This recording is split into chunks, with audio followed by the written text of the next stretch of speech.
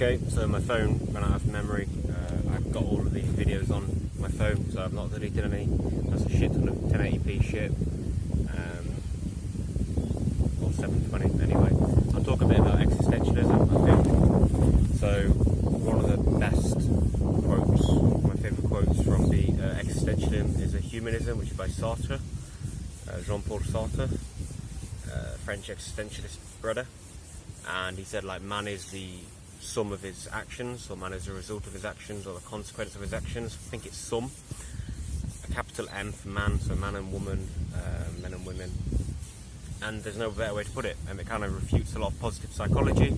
I think a lot of positive, starting to rain, this is going to be quick. I think a lot of positive psychology is kind of helpful to kind of get your mind in a good place, but then you have to act. It's like a lot of people, as I was saying in another video, who are like overweight and they have problems and they just embellish themselves with funky clothes, or they're just trying to be an individual and they just wear just crazy bizarre things or have massive mustaches. They're like peacocking, the hipsters, they're super individual, but then they're still pretty sad internally. Deep down they are quite resentful toward life,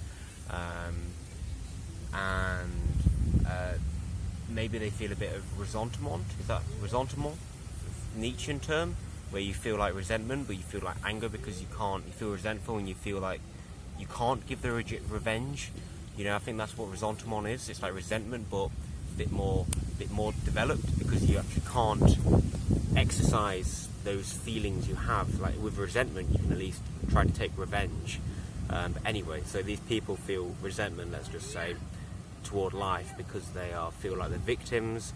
So maybe they do really niche activities, or they try to get a social media gathering because that's the only way they can feel a sense of fulfillment, or perhaps they do really extreme stuff, or they just dress in a weird way, but they're actually depressed and it's not an actual authentic expression of their selves. It's instead like a sign of like escapism and running away from the reality that their life is a bit shit, So I think existentialism can be quite empowering in this sense, because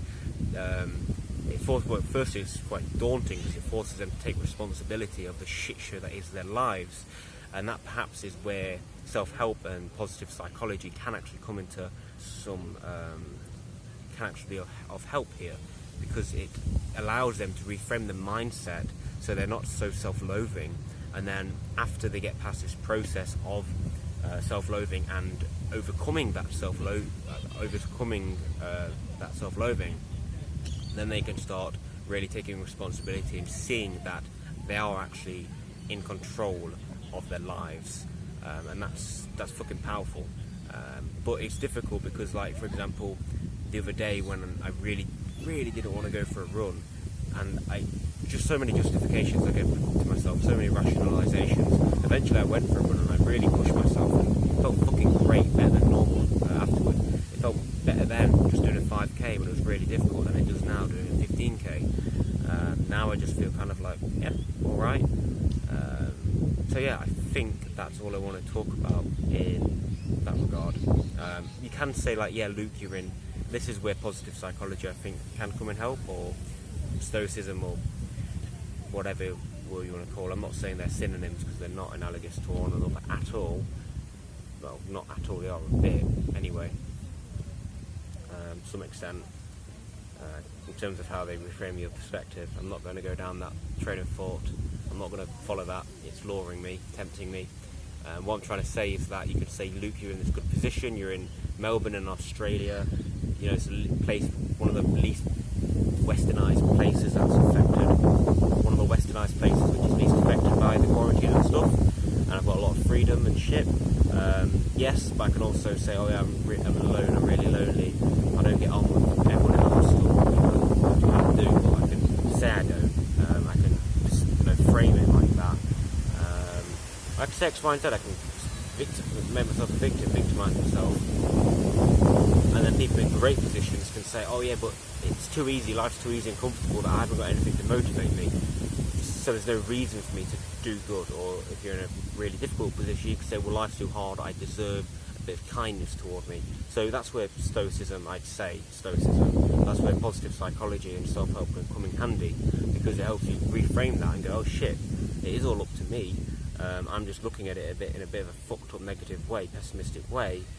Let's do something about it. And then you force yourself to take one bit of action, force yourself to take one bit of action. It feels really fucking good. You're like, oh shit, you get a bit of a snowball, you crash, maybe go into a bit of depression, a slump for a while, and you start it again. And slowly, as long as you've reframed yourself, as long as you've kept that mindset, that switch, and you keep reading and, you know, helping yourself stay on that right path of thinking and perceiving, interpreting the outside world and the inside one, and you know yourself, you know the path upward might be like this, but it's generally gone up.